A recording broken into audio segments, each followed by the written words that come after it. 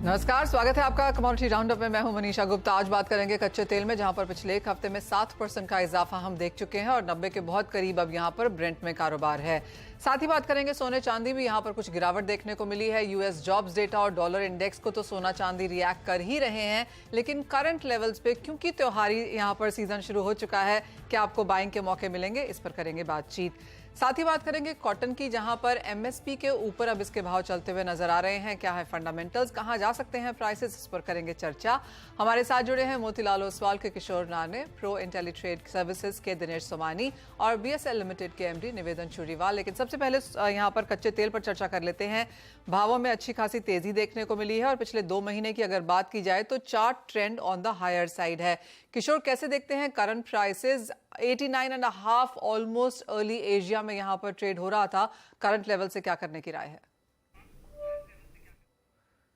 Manisha, I think market is pricing in much tighter supply, especially Russia से और Saudi से, and on the other side मतलब demand जितना कमज़ोर होना था उतना anticipation था उतना नहीं है।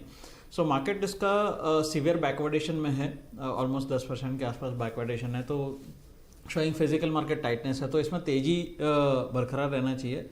प्रॉबली यहाँ पे $92 तक भी हमको अपसाइड देख सकते हैं। सो करंट लेवल्स पे मतलब 7070 के आसपास मैं इसका बाइंग का सलाह दूंगा इंट्राडे फॉर फ्यूचर्स, और आपका टारगेट हो सकता है 7200 के आसपास। बट अगेन यहाँ पे थोड़ा सा बिकॉज रैली काफ़ी हद तक रैली हो चुका है, 6600 6700 से हम 7000 के ऊपर आ गया, तो थोड़ा रिस्क फैक्टर ज़्यादा है। तो मैं इसमें प्रॉब्ली ऑप्शन के जरिए से बेटर है। 7100 का अगर कॉल ऑप्शन खरीदें तो 160 के आसपास मिल रहे हैं, तो 130 का स्टॉप लॉस मेंटेन करते हुए 7100 का कॉल 220 के आसपास का टारगेट्स के लिए खरीदारी कर सकते हैं।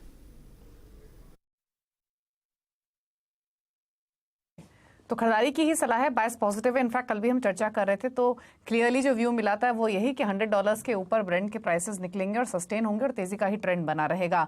दिनेश, आप क्या सजेशन दे रहे हैं क्लाइंट्स को? क्लाइंट्स क्या कंफर्टेबल हैं इन लेवल्स पे भी खरीदारी के लिए, और यहाँ से नियर टर्म या ब्रॉडर आउटलुक लें तो आपके टारगेट्स क्या हैं? ये बिल्कुल बहुत ही स्ट्रॉन्ग काउंटर है और मार्केट एक्सपेक्ट कर रहा है कि रशियन और ओपेक कंट्री से कुछ प्रोडक्शन कट की न्यूज आए ताकि इसको बूस्ट मिले। मुझे लगता है जो किशोर सर ने जो लेवल दिए 7070 के आसपास अगर मिलता है तो एक बेहतरीन मौका रहेगा खरीदारी करने का। 7290 मुझे इस वीकेंड तक के अपसाइड इसमें देखने को मिल सकता है। तो मुझे लगता है जो 7100 का कॉल है that is absolutely correct. Risk मुझे बहुत ज्यादा नहीं लगता है क्योंकि मोमेंटम बहुत स्ट्रॉन्ग है, और 7290 मुझे अपसाइड इसमें कम से कम लगता है। 200 रुपए की तेजी बननी चाहिए क्रूड में। तेजी यहां पर कच्चे तेल में बरकरार रह सकती है। ये हफ्ता काफी हैपनिंग है, चाइना ट्रेड डेटा को तो हम रिएक्ट करेंगे ही, और साथ ही साथ ओपेक एंड एलाइज की तरफ से Saudi Arabia and Russia specially क्या बोलते हैं अक्टूबर को लेकर, उस पर भी रहेगी नजर। लेकिन किशोर, एक एरिया जहां पर कुछ मुनाफा वसूली फिर से लौटती हुई नजर आई है वो है सोना और चांदी, और अब तो ज्यादातर इंटरनेशनल रिपोर्ट्स ये सजेस्ट कर रही हैं कि 2000 ज्यादा दूर है और 1900 और 1850 ज्यादा करीब। आई थिंक मनीषा काफ़ी समय के बाद जो है I think non farm payrolls numbers plus specially जो है खास करके जो अनएम्प्लॉयमेंट रेट है जो 3.8% का नंबर दिखा है, आई थिंक वो थोड़ा गोल्ड बुल्स के लिए पॉजिटिव नंबर मैं मानता हूँ। काफ़ी समय से जो एक एविडेंस के लिए देख रहे हैं कि कहीं ना कहीं फेड का जो रेट हाइक का पॉलिसी है उसका असर लेबर मार्केट में दिख रहा है क्या। सो 3.8% अनएम्प्लॉयमेंट रेट पॉजिटिव न्यूज़ है for gold, negative news for macro economy. But again थोड़ा हल्का सा डॉलर मजबूत है अभी, उसके वजह से और कल यूएस का मार्केट हॉलीडे था, आई थिंक थोड़ा बहुत ये फैक्टर्स थोड़ा करेक्शन के लिए लीड किया था। But I think overall short term में इसमें मोमेंटम तेजी का बने रहेगा। 59,300 के आसपास मैं इसमें बाइंग का सलाह दे सकता हूँ। प्रॉब्ली आपका अपसेट टारगेट 59,550 है। मैं ये नहीं मानता हूँ कि आपको $2050-2100 तुरंत आएगा। प्रॉबली इसमें upside because see interest rates almost 5% बढ़ने के बावजूद भी हम $1900 के आसपास खड़े हैं। That it self is showing कि कितना रेजिलियंट है मार्केट। अगर रेट हाइक के बदले में रेट कट का बात और जिक्र भी हो जाता है तो क्या इस काउंटर पे क्या चलेगा, आई थिंक वो आप उम्मीद कर सकते हैं। तो इसमें बहुत ज़्यादा मंदी भी नहीं है, बहुत ज़्यादा तेज़ी नहीं है। फिलहाल के लिए मैं डिप्स में बाइंग का सलाह दूंगा। अपसाइड 59,500 550 हो सकता है। अगेन सिल्वर में 73,800 के आसपास आपका अपसाइड टारगेट्स हो सकता है। दोनों में थोड़ा सा रेंज बाउंड मार्केट है। गोल्ड नीचे से बाई कर सकते हैं, सिल्वर ऊपर से एक बार बिकवाली करके चल सकते हैं। तो सिल्वर अगर ऊपर से बेचना है तो किन टारगेट्स के लिए नीचे में? I think 74,700 is a good level for silver to sell. नीचे में आपको 73,800 73,500 तक डाउन साइड देख सकते हैं। ओके दिनेश, आप क्या रेंज देखते हैं गोल्ड में ऊपर नीचे की तरफ? हालांकि किशोर जी ने एक्सप्लेन ऑलरेडी किया, लेकिन इस हफ्ते फेड ऑफिशियल्स की तरफ से स्टेटमेंट क्या आएंगे, उससे भी मार्केट काफ़ी हद तक क्यूज लेगा कि सेकंड हाफ में या फिर जो 19-20 सितंबर को पॉलिसी मीटिंग है उसको लेकर भी एक इंडिकेशन मिलेगा। बट स्टिल आप रेंज क्या देख रहे हैं फिर अगले 15-20 दिनों के लिए?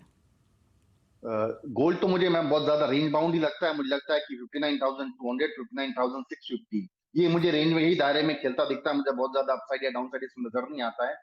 हाँ, सिल्वर जो ऊपर से 77,400 से जो नीचे आई है अभी, मुझे लगता है 73,800 73,900 का जो रेंज अगर आज मिलता है यहाँ पर, तो मुझे लगता है ये ज्यादा खरीदारी का अच्छा मौका बन सकता है। 75,400 मुझे लगता है एक या दिनों में इसमें बनना चाहिए। डॉलर इंडेक्स जो नीचे से दोबारा रिकवर करके 104.20 के आसपास आया है, मुझे लगता है 104.60 का इसमें रेजिस्टेंस है। यहाँ से दोबारा इसमें डाउन साइड आएगा तो सिल्वर के लिए एक बूस्ट करेगा। अगर और भी सेफ कॉल कुछ करके चलनी है तो मुझे लगता है 2 लॉट गोल्ड के सेल करना चाहिए और 6 लॉट सिल्वर के बाय करना चाहिए। मुझे लगता है स्प्रेड यहाँ से और ज्यादा बढ़ना चाहिए। तो silver is into bullish mode and gold is into range mode. बात अब यहाँ पर मेटल्स की भी कर लेते हैं, जहां पर खरीदारी पिछले एक हफ्ते में हमने आते हुए देखी है। क्योंकि अगर आप वीक ऑन वीक का चार्ट उठा के देखें तो आधे % से ही सही, आधे से लेकर 4% तक की तेजी पिछले एक हफ्ते में देखने को मिली है।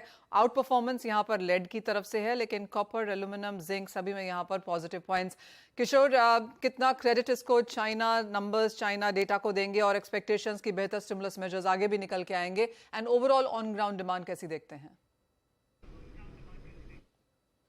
चाइना जो प्रॉपर्टी सेक्टर है स्पेशली जो काफ़ी डिस्ट्रेस्ड है, उसको कहीं ना कहीं रिवाइव करने का कोशिश कर रहे हैं। उस रिवाइवल का जो मेजर्स है वो बेस मेटल का जो तेज़ी का काफ़ी हद तक कारण बना हुआ था, स्पेशली पिछले कई दिनों से। सो 2-3 जैसा आपने बताया कि जिंक अगेन अच्छा खासा बाइंग हो सकता है। 220 के आसपास जिंक का बाइंग कर सकते हैं। 222 223 तक अपसाइड है। इंडिया में वॉल्यूम्स नहीं है और बट आई थिंक आज निकल काफ़ी अच्छा आपको शंघाई में अगर मार्केट देखे तो ऑलमोस्ट 5% अप है because of the Indonesia mining issues. But again copper एक मेटल ऐसा है कि यहाँ पे आप बाइंग कर सकते हैं। स्टेडी मेटल है। 736 के आसपास इसमें बाइंग का सलाह दूंगा। अपसाइड आपको 741 741.5 तक है। डाउन साइड में आप स्टॉप लॉस आप 733 के आसपास मेंटेन कर सकते हैं। बाइंग कॉल्स ये जो आपने दी हैं किशोर, क्या ये नियर टर्म के लिए हैं? आपको लगता है ट्रेंड रिवर्सल है, बॉटम यहाँ मेटल्स में बन चुका है? अगर कोई निवेशक हो तो क्या करे? आज अगेन सी अब चाइना का सर्विसेज डेटा खराब आया है। सो जितना भी आपको बैड न्यूज़ है, so currently market is bad news is good news. So because आप जितना बैड न्यूज़ आएगा उतना आपका सेंट्रल बैंक सपोर्ट मिलेंगे। उस हिसाब से आपको बेस मेटल्स में तेजी देखने के लिए मिल रहा है। But as of now bad news is good news. So मेरे हिसाब से मोमेंटम थोड़ा सा बने रहेगा हफ्ता 10 दिन तक। ओके दिनेश, आप कोई ट्रेड रेकमेंड करेंगे क्या बेस मेटल से? रिंग बाउंड एक्टिविटी मुझे लगता है इसमें ये 734 और 742 इस रेंज में फंसा पड़ा है अभी कॉपर। तो मुझे लगता है 734.50 अराउंड अगर बाइंग आती है तो वहां पर बाय करके चलना चाहिए और 741 742 के इसमें टारगेट देखे जा सकते हैं। कॉपर की हद तक के मैं कहूंगा कि जब तक 729 से नीचे ये क्लोज नहीं करता है, इसमें अपसाइड ट्रेंड जो है अभी इंटैक्ट है और मुझे लगता है बुलिश मोमेंटम ही बना रहना चाहिए। तो तेजी यहाँ पर मेटल्स में जारी रह सकती है। ब्रेक से पहले किशोर एक फाइनल सवाल, और ये है डॉलर इंडेक्स पे, क्योंकि काफी सारे क्यूज यहाँ से आते हुए नजर आएंगे। यहाँ पर क्या सेंस है? बिकॉज यहाँ पर भी अब एक रेंज में अटकता हुआ डॉलर इंडेक्स। सी 104.5 और नीचे में 103.2 103.5 आई थिंक काफ़ी हद तक ये रेंज हो गया। हल्का सा मजबूती है इसमें अभी फ़िलहाल के लिए। बट आई थिंक बहुत ज़्यादा अपसाइड मुझे नहीं लगता। आई थिंक 104.5 104.8 के आसपास यहाँ पे रेंज रहना चाहिए। डाउन साइड में अभी इमीडिएट ट्रिगर्स नहीं है अनटिल अनलेस कि एक दो महीने अगर कंसिस्टेंसी आता है कि जॉबलेस क्लेम्स बढ़ जाता है और नॉन फॉर्म पेरोल नंबर्स अगर कम हो जाता है कहीं ना कहीं, स्पेशली लेबर मार्केट अगर फ्री हो जाता है तो देन आप थोड़ा बहुत यहाँ पे यील्ड में डाउन साइड देख सकते हैं। But as of now 4.2% yields में डॉलर मजबूत ही रहना चाहिए। और उसका एक कंट्रोलिंग प्रेशर हम यहाँ पर कमोडिटीज पे शायद आता हुआ देखेंगे भी, लेकिन एक ओवरऑल ट्रेडिंग स्ट्रैटेजीज यहाँ पर एंड ट्रेंड्स हमें बताए गए हैं। किशोर एज ऑलवेज बहुत शुक्रिया साथ जोड़ने के लिए। तो बात हुई नॉन एग्रो की, ब्रेक के लिए रुकेंगे, जब लौटेंगे तो बात करेंगे एग्रीकल्चर कमोडिटीज की। मॉनसून पर लेटेस्ट क्या नंबर्स हैं उसको भी लेकर आएंगे आपके समक्ष। नमस्कार, आपका स्वागत है। बात अब यहाँ कॉटन की कर लेते हैं, जहां पर भावों में फाइनली हमने एक सपोर्ट आता हुआ देखा है। पिछले एक हफ्ते और एक महीने के अगर चार्ट्स भी देखें तो यहाँ पर पॉजिटिव में अंतर्राष्ट्रीय बाजार और भारतीय बाजार बनते हुए नजर आए हैं। हमारे साथ बीएसएल लिमिटेड के एमडी निवेदन चुरीवाल हैं। निवेदन जी नमस्कार, शुक्रिया साथ जुड़ने के लिए। कैसे देखते हैं आप कॉटन की एज ऑफ नाउ अवेलेबिलिटी, और जिस तरह से हमने भावों में बढ़त आते हुए देखी है जो कि फाइनली एमएसपी के ऊपर कारोबार कर रहे हैं, कैसे देखते हैं ये ट्रेंड? नमस्कार जी, बिल्कुल आप सही कह रहे हैं कि काफी समय बाद दामों में कुछ बढ़ोतरी के आसार दिख रहे हैं, पर स्थिति को मैं यही कहूंगा कि जैसे अपने कहते हैं वेरी फ्लूइड सिचुएशन, कहना बहुत कठिन है कि ये यहाँ से किस दिशा में जाएगा।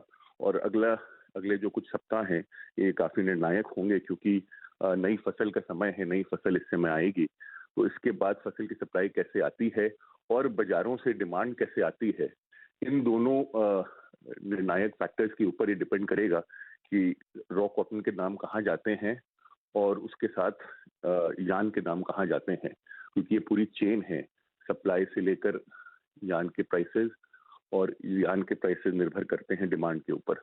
तो पिछले 2-3 तिमाही से हम देख रहे हैं कि स्थिति काफी गंभीर रही है, चाहे वो रॉ कॉटन हो या फिर यार्न हो।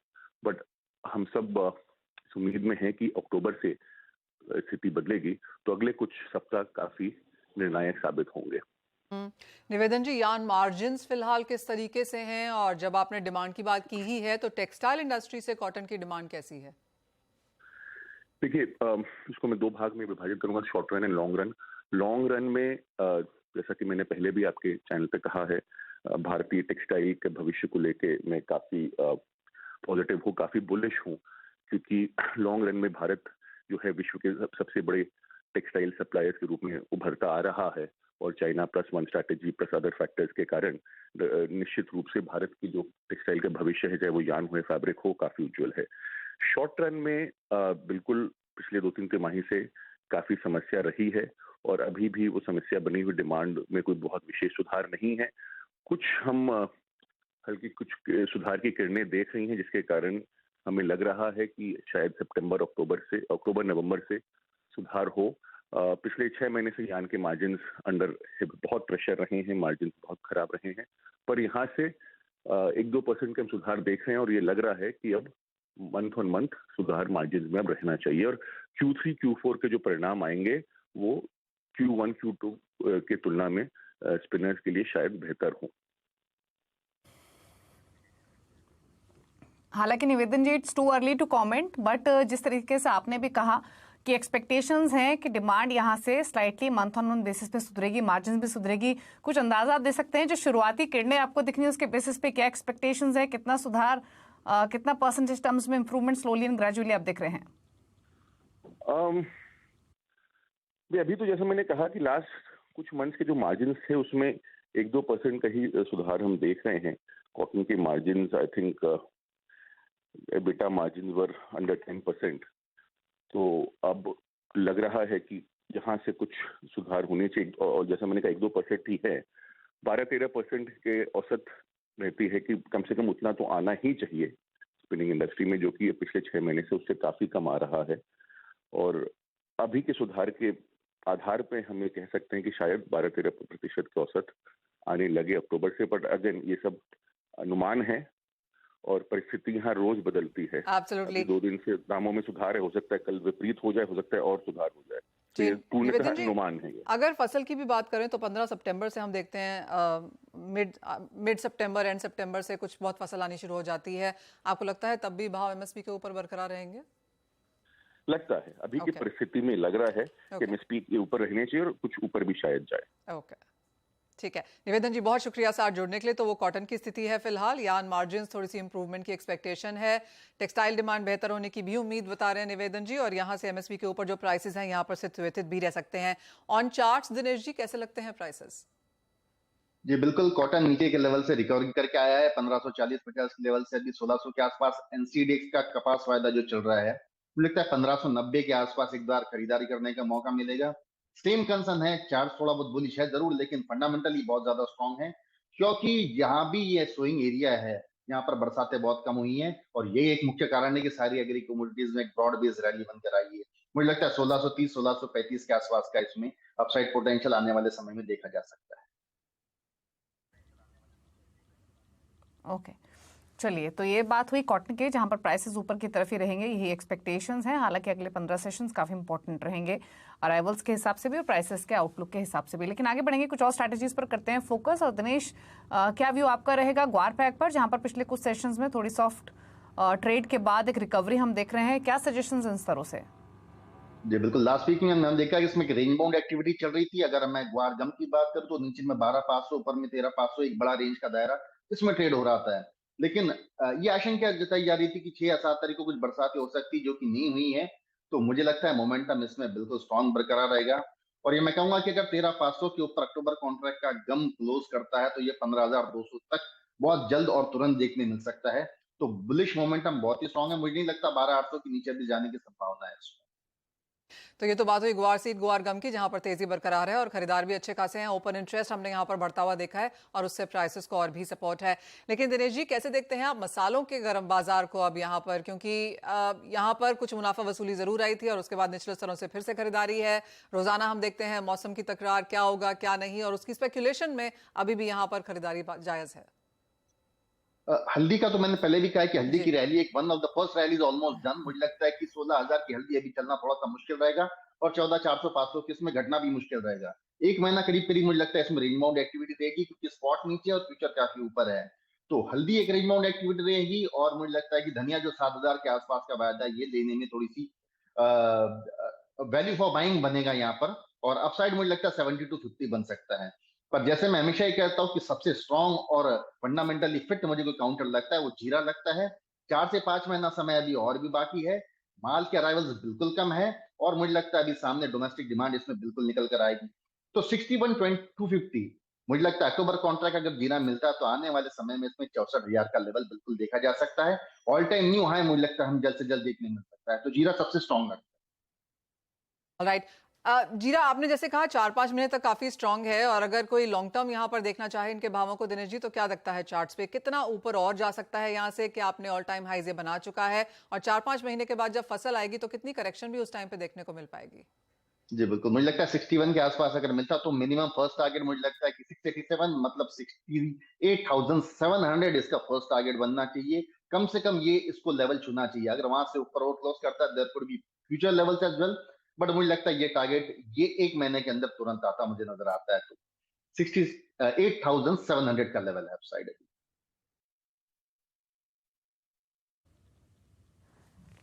ओके, तो 68,000 तक प्राइसेस जा सकते हैं। कल इनफैक्ट जीरे पर हमने ब्रॉडर डिस्कशन भी किया था और आउटलुक यही था कि इस हफ्ते तो प्राइसेस तेज हैं ही। पहले 6250 और उसके बाद 65,000 के पार भी जीरा जाने की पूरी प्रोबेबिलिटी है। और पूरे स्पाइसेस के पैक में सबसे स्ट्रॉन्ग कमोडिटी फिलहाल ये नज़र आ रहा है, और 78,700 के टारगेट्स अभी दिनेश ने आपको दिए भी हैं। यहाँ पर खरीदारी की ही सलाह है। चलिए, शुक्रिया दिनेश जी आने के लिए, शो में अपने व्यूज़ और स्ट्रैटेजीज शेयर करने के लिए। Thank you so much. इसी के साथ एक ब्रेक का भी वक्त हो गया है। ब्रेक के इस बार आप देखिए वादा मार्केट का पूरा एक्शन फ्यूचर एक्सप्रेस में। नमस्कार।